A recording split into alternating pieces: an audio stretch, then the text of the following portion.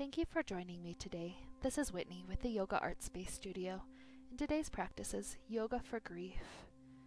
This is various yoga postures that allow the energy of the heart chakra to open, to heal, to remove any excess that's no longer serving us.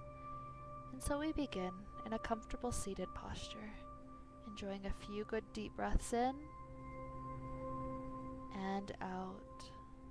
Plant the right hand off to the right side, circle the left hand up and over and pause there so that the ribs, the shoulder, the side body gets a good chance to just elongate, removing any stagnation energetically there. As we rise, move right onto the second side, left hand down, right arm up and over.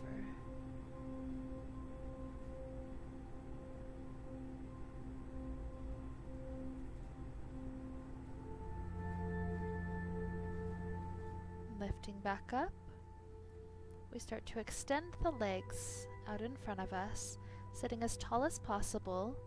The hands can either be flat on the floor or make fists on the floor, whichever allows you to have a very tall posture depending on your arm length. And so here we take staff pose, a great pose to make the muscles of the chest and the muscles of the back work together for a very tall length, very strong posture. We transition this into upward plank, sliding the hands behind you, lift the hips up to a good angle. The chin can be forward or backward, whichever is more comfortable. Aiming for another good breath in. With the exhale, begin to lower the hips back down.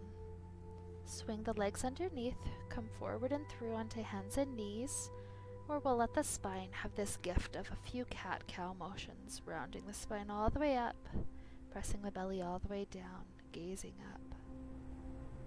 Perhaps 5 good cycles will be the amount that feels appropriate for the spine, helping it to move upward and downward in all directions.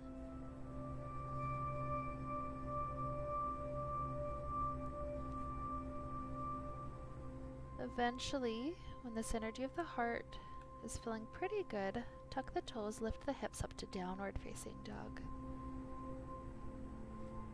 Gradually, we feel the length of the legs expand, hips lifting higher and higher. So from this spot, allow the left leg to rise up to the sky. Stack the hips, sending the foot back behind you, maybe for a complete flip into wild thing pose. Maybe just hold in that downward facing dog with the hip pulling back behind. When you return back down, return with the hand and then the shoulders, and then the leg is back into three-legged dog. And then when we step that left foot all the way through, we come into a low lunge. Maybe the hands stay on the floor, come up to thigh, or reach above the sky. Even spreading open to cactus shape. And exhale, place the hands to the ground. Tuck the back toes, lifting that back knee. Set the heel down and rise the arms up into Warrior One. We shoot ourselves forward into Warrior Three pose. The arms right up by the ear, the legs shooting long back behind, and then gently land into a high lunge shape, the toes planted right behind us.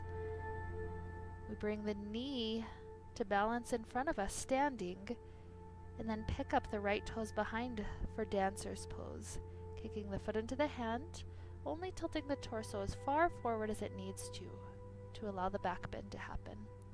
Gently release, kick back to Warrior Three for a brief moment, and then send the toes to the ground.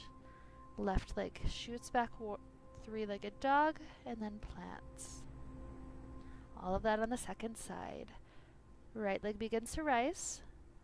Bend the knee, pointing the knee up to the sky, tilt back, or perhaps take the complete flip into Wild Thing pose.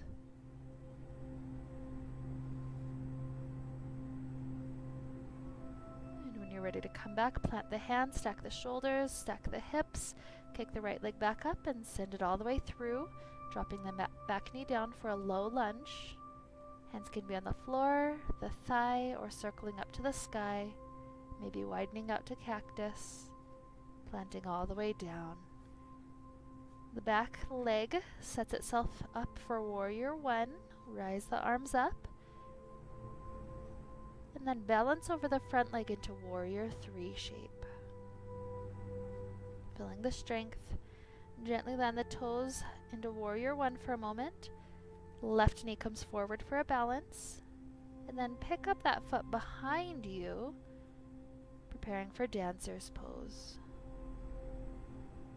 All these back bends are so helpful for opening the heart, reversing the poor posture we tend to have in our society. Rise and release with balance, kicking to warrior three briefly. The front leg shoots back into three-legged dog and then gently lands. As we drop down to kneeling, begin to set down in hero's pose. Trying to sit in between the feet if that's comfortable for the knees. Some people are only able to sit down a little bit or even need a block to sit on. Some people can come all the way to laying down like this. You just want to make sure whichever option you choose, your knees are still happy the entire time. And so in this hero's pose, we enjoy a couple of good breaths, allowing quadricep muscles to open deeply.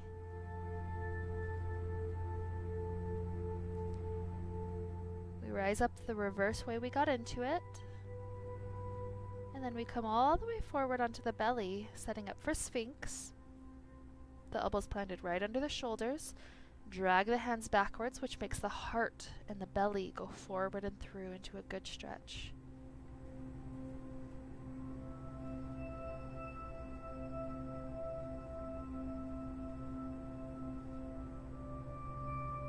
Another huge breath in and out. And then roll all the way over onto your back for bridge pose.